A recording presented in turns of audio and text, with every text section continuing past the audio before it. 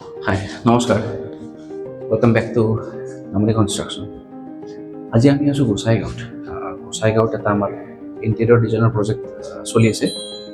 তো আহক আপোনাক মই দেখাওঁ প্ৰজেক্টটোৰ কেনেকুৱা কি ধৰণৰ আমি প্ৰগ্ৰেছ কৰাইছোঁ আৰু বিল্ডিংটো কি স্পেচিফিকেশ্যন আছিল আমি অলপ সেইটো দেখাবলৈ আপোনালোকক চেষ্টা কৰিম।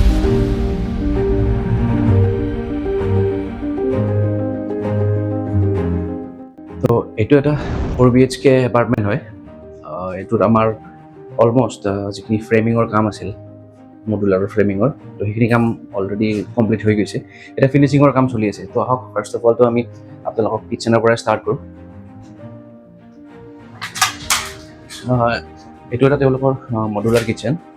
তো এতিয়া যিমানখিনি হাৰ্ডৱেৰ আমি ইনষ্টল কৰিছোঁ তাতে প্লাইবোৰ্ডৰে হওক বা যিখিনি চেনেলছ পাতি লগাইছোঁ আমি ইয়াতে টোটেলি গোটেইখিনি বস্তু এটা মানে হাই কোৱালিটিৰ আমি ইউজ কৰা গৈছে ইয়াতে।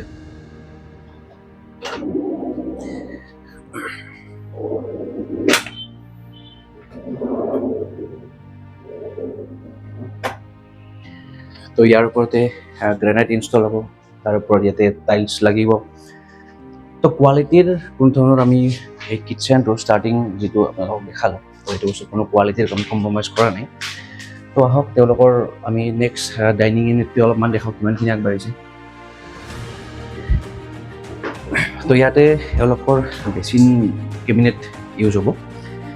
বেচিন দুটা বেচিন লাগিব ইয়াতে। আমি টোটেলি যিখিনি আউটলেটৰ ঠাই আছে সেইখিনি আমি অলৰেডি ৰাখি থৈ দিছোঁ ইয়াতে।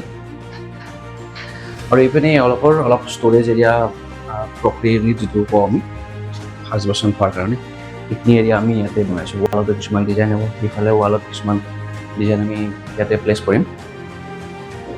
আৰু এইটো এটা ষ্ট'ৰেজ ইউনিট, যিটো প্ৰফাইল হেণ্ডেল ইয়াতে আমি ইনষ্টল কৰিম। এইফালে অলৰেডি বনাই থোৱা আছে। আৰু ড'ৰ আৰু উইণ্ড'ৰ যিখিনি ফ্ৰেমিং আছিল এই ফ্ৰেমবিলাকত অলৰেডি আমাৰ মাইকা পেষ্টিং হৈ গৈছে।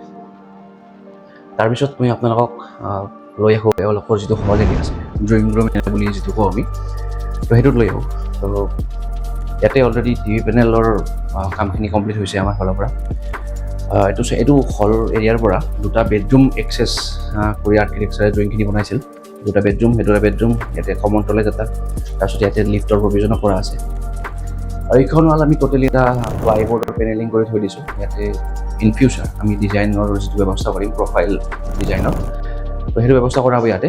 তাৰপিছত এইটো ৰুমৰ এইফালে বেলকনি আছে, বা এইখিনি যিখিনি টিভি পেনেলৰ ছাইডত যিখিনি ঠাই আছে আমাৰ, ইয়াতো কিছু ডেক'ৰেশ্যনৰ আইটেম ইয়াতে ইনষ্টল কৰা হ'ব। টিভি পেনেলটো টোটেলি এটা ডাৰ্ক থিমত বনোৱা হৈছে ক্লাইণ্টৰ ৰিকুৱাৰমেণ্ট অনুযায়ী।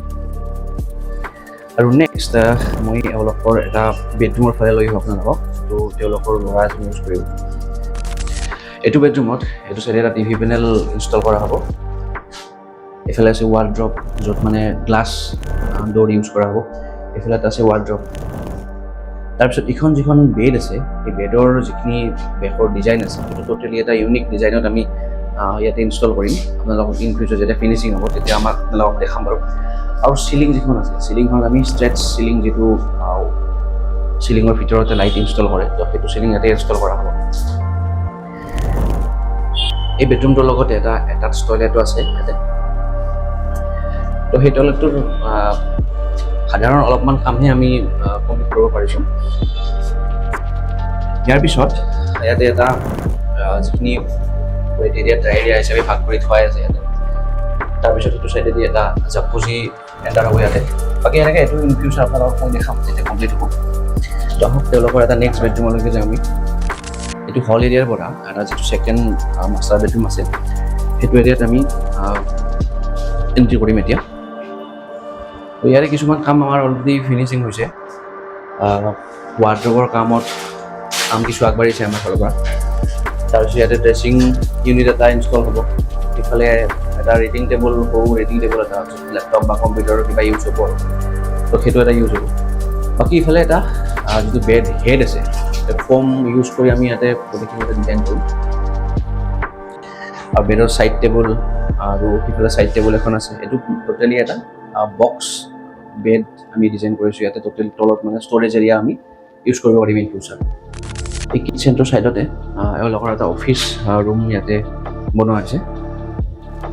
ইয়াৰে কিছু কাম কমপ্লিট হৈছে আমাৰ।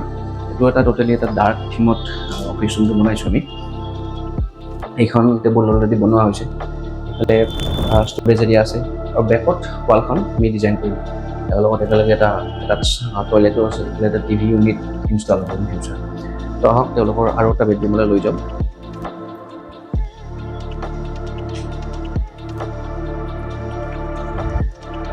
এইটো বেডৰুমৰ ড'ৰ চাইডে বিছনাখনৰ ড'ৰ চাইডে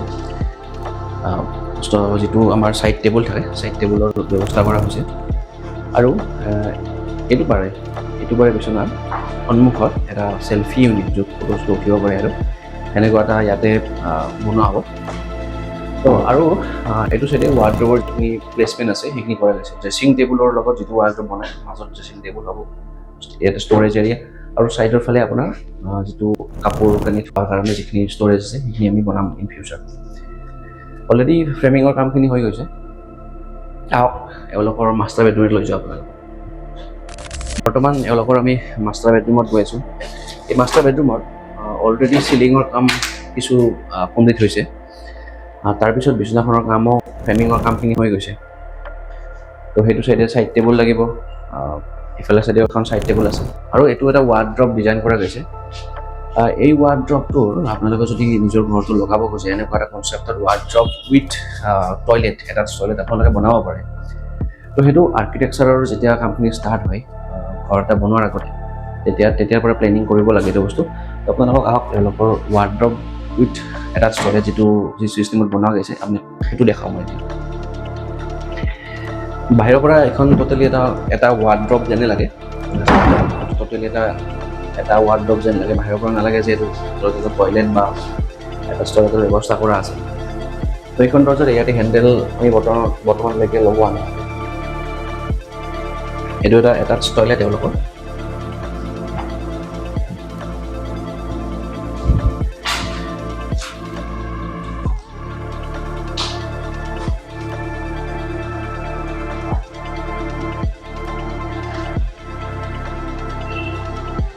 ইয়াতে চিলিঙৰ কামখিনি আমাৰ ফালৰ পৰা কৰা হৈছে।